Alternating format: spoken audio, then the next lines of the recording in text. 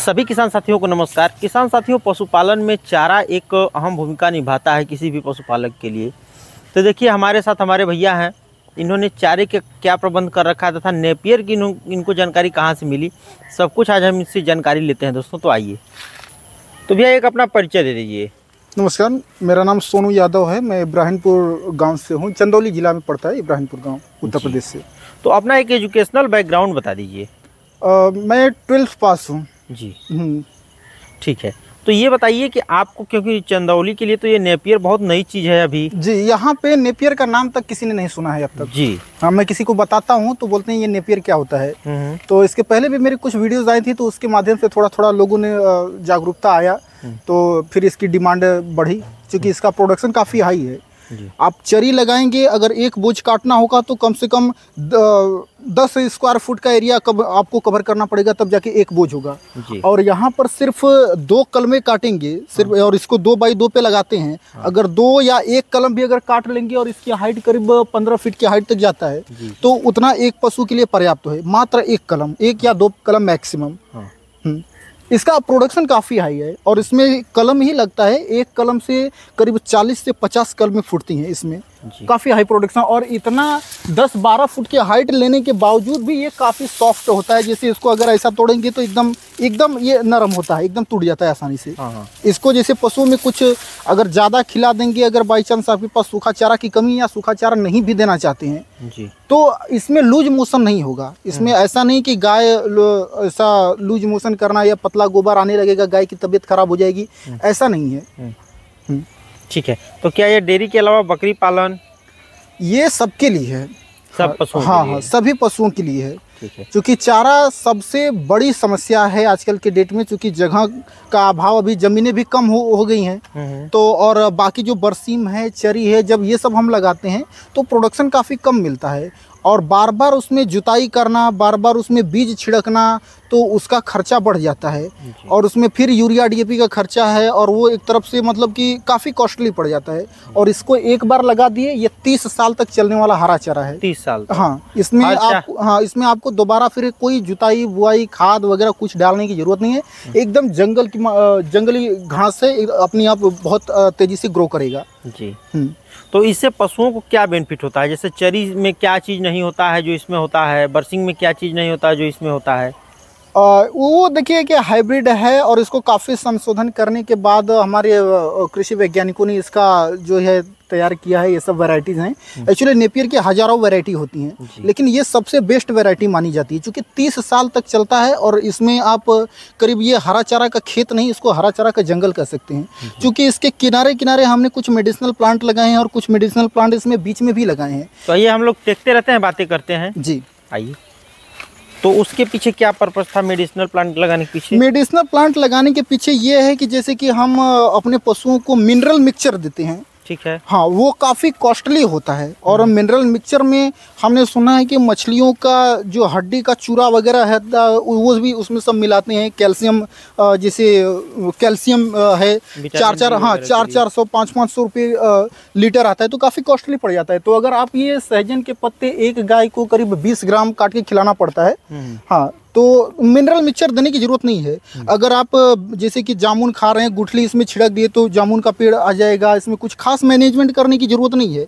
बीच बीच में जैसे कि जामुन का पेड़ हो गया, तो कभी भी गाय को अगर लूज मोशन की बाई चांस अगर शिकायत आ गई, या अगर नहीं भी है, तो अगर हफ्ते में 1 दिन जामुन के पत्ते खिला देंगे, तो उसमें जैसे कि लिवर टॉनिक का काम करेगा। तो आपको अलग से ये अपना लिवर टॉनिक खरीदने की ज़रूरत नहीं पड़ेगी।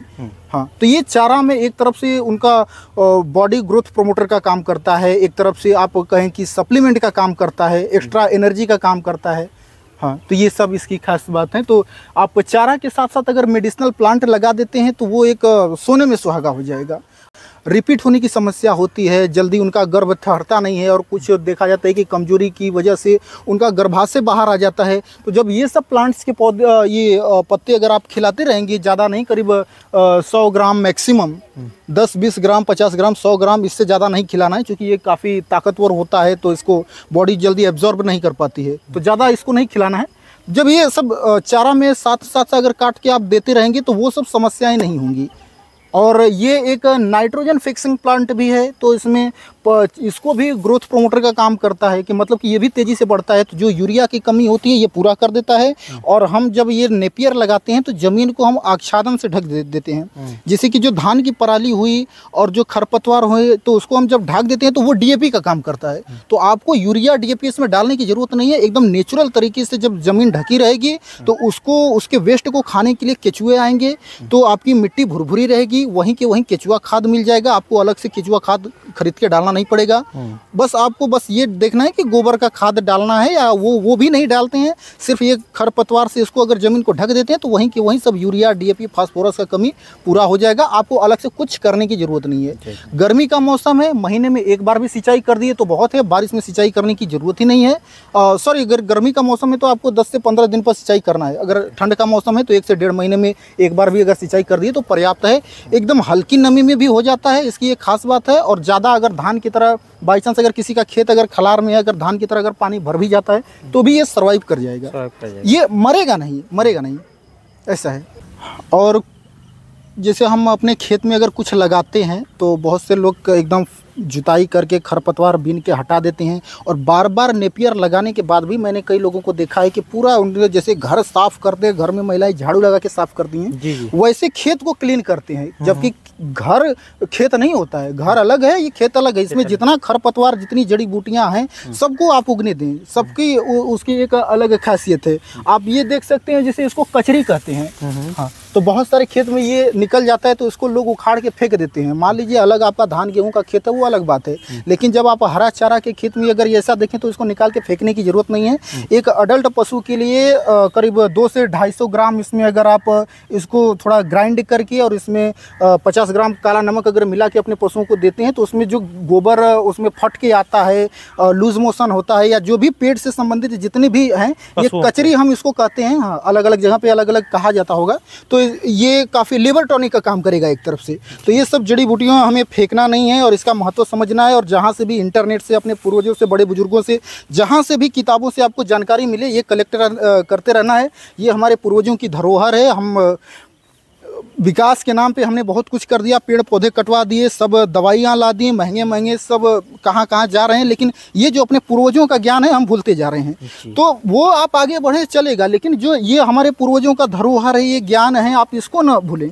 तो इससे क्या हो रहा है कि हमारे पशु हैं या दूध के माध्यम से जो भी वो केमिकल हम उसमें डालते हैं, वहाँ उनके शरीर में, बॉडी में, चाहे यूरिया डीएपी के माध्यम से या अन्य किसी चीज़ के माध्यम से, दवाओं के माध्यम से, तो दूध के माध्यम से हमारे भी शरीर में आता है।